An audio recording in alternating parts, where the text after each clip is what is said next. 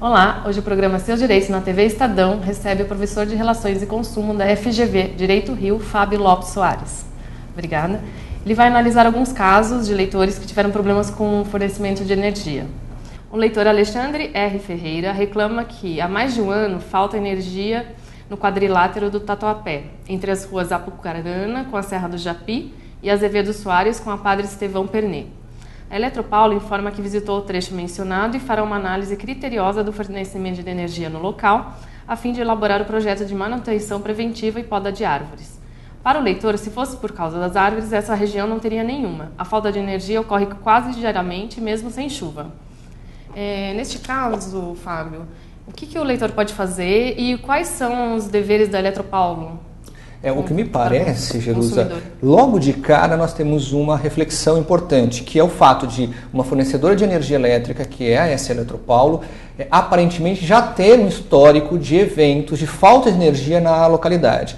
Essa região, que é uma região da parte leste de São Paulo, que é a região do Tatuapé, ela é uma região que demanda muito consumo de energia por conta do adensamento de pessoas que tem nessa região. Logo, não me parece que a Eletropaulo não desconheça os motivos pelos quais estão tendo essas quedas de energia.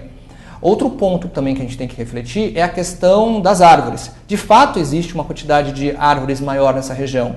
Porém, ela também tem um controle destas regiões que têm as árvores e qual é a sua poda periódica. Se isso já vem acontecendo com uma certa frequência, essa resposta da Eletropaulo não me parece ser esclarecedora.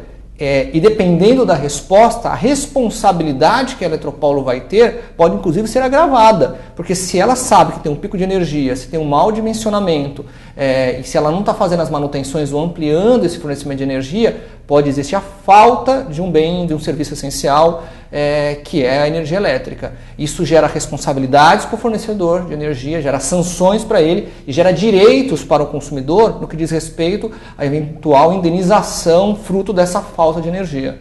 E como o consumidor deve agir nesse caso?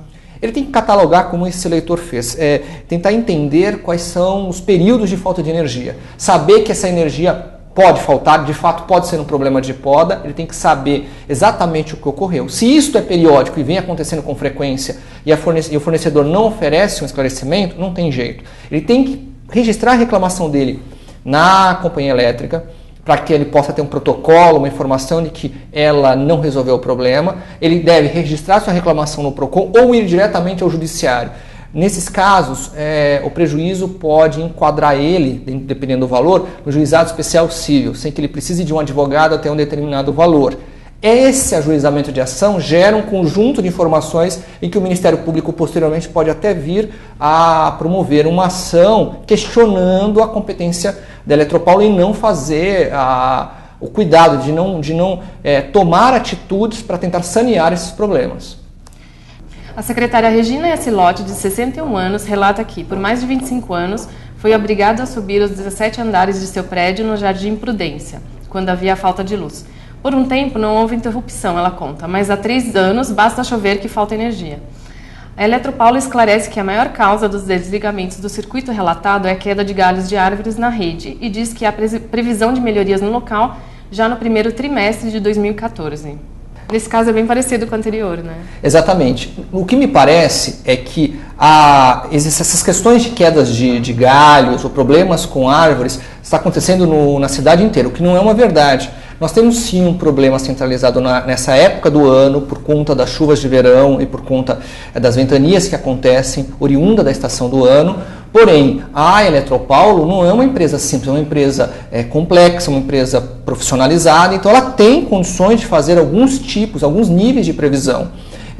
Muito semelhante ao caso anterior, um pouco me parece mais agravante porque você tem aí um prédio e a pessoa tem que ficar a todo momento tendo que subir e descer escadas por conta da falta de energia, né? Se eu fico imaginando se fosse uma pessoa muito mais velha, como seria constrangedor e complicado para ela, é a mesma situação. A pessoa deve então obter uma resposta um pouco mais esclarecedora da companhia elétrica para tomar uma decisão.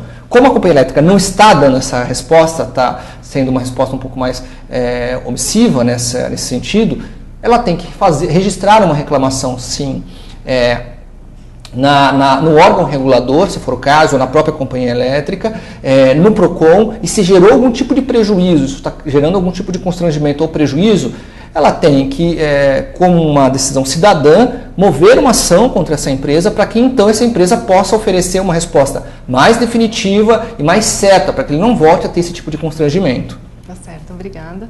Se você tem alguma dúvida ou quer fazer alguma reclamação, envie um e-mail para consumidor.estado@estadão.com. Até a próxima!